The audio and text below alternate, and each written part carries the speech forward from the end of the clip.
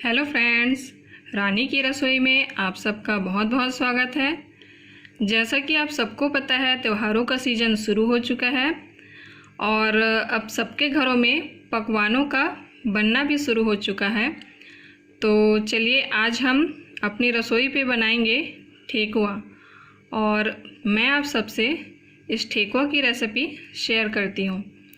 तो चलिए देख लेते हैं हम कैसे बनाना है हमें ये ठेकुआ। तो लीजिए फ्रेंड्स, मैंने यहाँ पे ले लिया है 1 कटोरी सूजी। आप नापने के लिए एक बर्तन ले लेंगे, कप या कटोरी जो भी। मैंने ये कटोरी लिया हुआ है और इसमें मैं 1 कटोरी सूजी डाल रही हूँ और इसी कटोरी में अब हम लेंगे 3 कटोरी गेहूं का आटा। ये मैंने इसमें ले लिया है 3 कटोरी गेहूं का आटा और इसी कप में कटोरी में अब हम लेंगे 2 कटोरी मैदा। ये 1 और ये 2। और अब इसमें मैं डाल रही हूँ ये दरदरा कूटा हुआ फल्ली और साथ में डाल रही हूँ मैं ये नारियल का बुरादा। आप कद्दूकस किया हुआ नारियल का बुरादा भी डाल सकते हैं, सूखा नारियल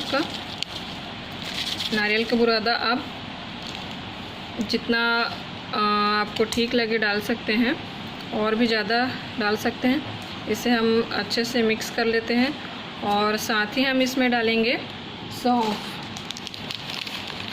ये सौंफ डाल रहे हैं हम इसमें, ये भी हमें दिखना चाहिए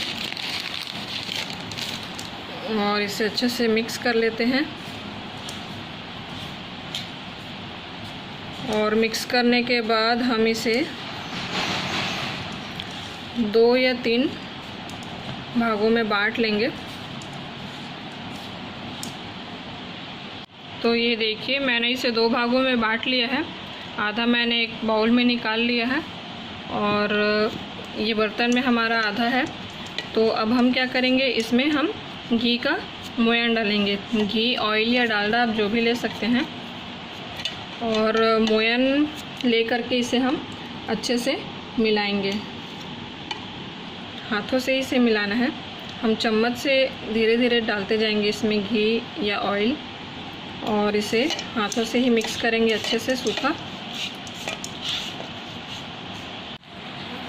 देखिए, हमने मोयन अच्छे से मिक्स कर लिया है और ये जो आटे का हमारा मिक्सचर है वो कैसे मुट्ठी पे लेने पे बंध जा रहा है। तो हमें इतना ही मोयन लेना है और अब हम इसमें धीरे धीरे पानी और साथ में शक्कर दोनों को एक साथ डालते हुए इसका एक टाइट डो नहीं बनाएंगे, खुला खुला डो रहेगा इसका। मैं दिखाती हूँ आपको करके। और शक्कर भी हम एक साथ डालेंगे। शक्कर हमारा पिघलना नहीं चाहिए, हमको पिघलाना नहीं है शक्कर। और उसी से ही हमारा जो इसमें है वो क्रंची फ्लेवर आएगा। हम इसमें ले रहे हैं थोड़ा थोड़ा पानी, हाथ में थोड़ा थोड़ा पानी लेकर छिड़क कर इसे हम डो बनाएंगे और साथ में हम थोड़ा थोड़ा इसमें शक्कर भी मिक्स करते जाएंगे।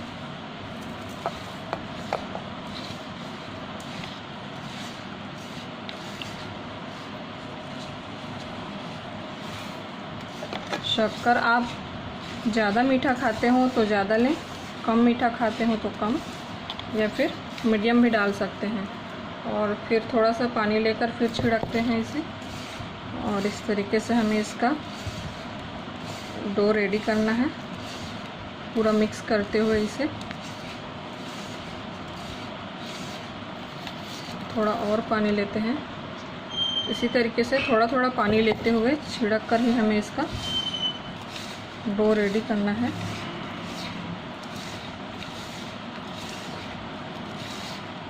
और इसे भी हम मुट्ठी में ऐसे डाल के देखेंगे तो देखिए ये जो हमारा शक्कर है वो दिख रहा है। ये देखिए, इस तरीके से हमारा शक्कर दिखना चाहिए।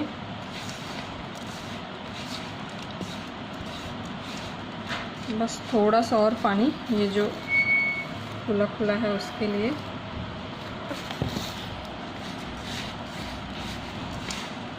इसे हमें इसी तरीके से थोड़ा थोड़ा करके ही डो बनाएंगे। क्योंकि हमें इसे इकट्ठा गूँथ के नहीं छोड़ना है। और इसका डो जो है इसी तरीके से, ये देखिए, इसका पूरा डो नहीं बनाएंगे, ये खुला खुला ही रहेगा। और ये मुट्ठी पे लेने पे ऐसे बंध जा रहा है। तो ये बस रेडी हो गया। और हम अपना ऑयल भी गर्म कर लेते हैं और फिर इसे हम बनाते हैं। तो यहाँ पे आप देख सकते हैं, इस तरीके से हम इसे गोल गोल करके पहले रख लेते हैं। और दूसरी तरफ हमने ऑयल भी गर्म करने के लिए रख दिया है। हमारा ऑयल भी ज़्यादा गर्म नहीं होना चाहिए। इसे सारे डो को मैं इस तरीके से गोल गोल कर लेती हूँ हाथ से ही। और अब हम क्या करेंगे, हमने ये डो ले लिया था और इसे मैंने थोड़ा चपटा कर लिया है। और इसे ऊपर से डिज़ाइन देने के लिए आपके पास यदि सांचे हो तो सांचे में बना सकते हैं। मैंने ये चम्मच ले लिया है छानने वाला, इसमें मैं इसे इस तरीके से प्रेस कर देती हूँ। ये देखिए ऊपर में कैसा डिज़ाइन आ गया। इसी तरीके से सारे डो को मैं बना लेती हूँ।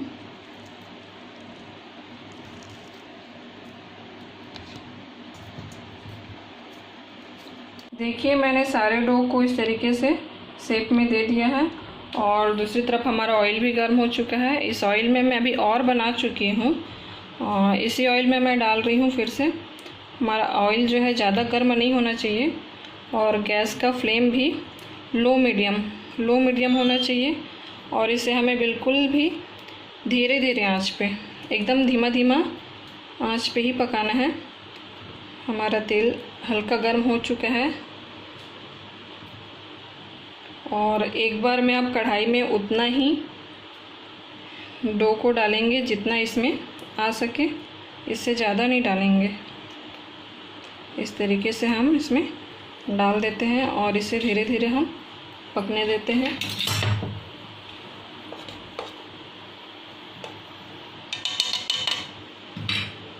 हमारा ऑयल जो है बिल्कुल भी ज़्यादा गर्म नहीं होना चाहिए। इसे बस इसी तरीके से धीरे धीरे पकने देते हैं हम। और गैस लो मीडियम पर। देखिए इसमें बबल आने शुरू हो गए हैं और ऑयल भी अब धीरे धीरे ज़्यादा गर्म होने लगा है। इसे इसी तरीके से हम लो फ्लेम पे पकने देंगे धीरे धीरे। और फिर इसके बाद हम इसे पलट देंगे। अभी तो फ़िलहाल इसे हम पकने देते हैं लो मीडियम फ्लेम पे। तो लीजिए फ्रेंड्स, हमारा ये जो ठेकुआ है हल्का हल्का सिक चुका है। और इसे हम हल्के हाथों से चम्मच की सहायता से पलट लेते हैं और इसे फिर से सिकने देते हैं।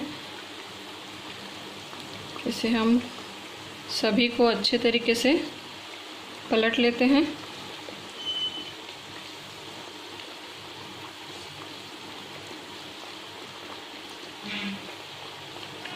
इसे फ्राई करते वक्त हमने जो फली क्रम्स करके डाला हुआ था और ये जो सौंफ है वो हल्का हल्का निकलेगा, आप देख सकते हैं ऑयल में। लेकिन घबराने की कोई ज़रूरत नहीं है, वो थोड़ा थोड़ा निकलता ही है।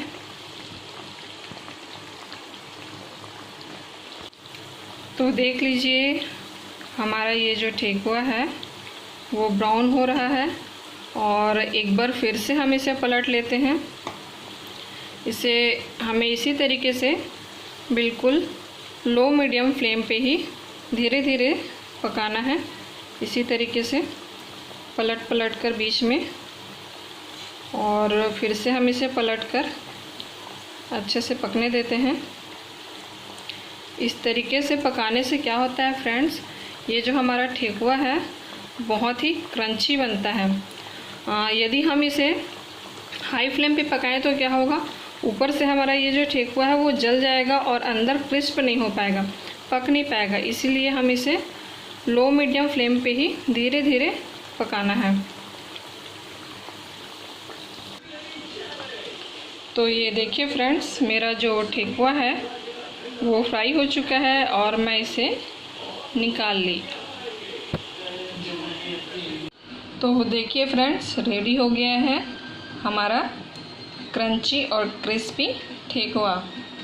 और इसकी प्लेटिंग करने के लिए आप इसे अच्छे से ठंडा होने दें और आप इसे एयर टाइट कंटेनर में डाल करके 9 से 10 दिन तक के स्टोर करके भी रख सकते हैं। तो चलिए हम कर लेते हैं इसकी प्लेटिंग।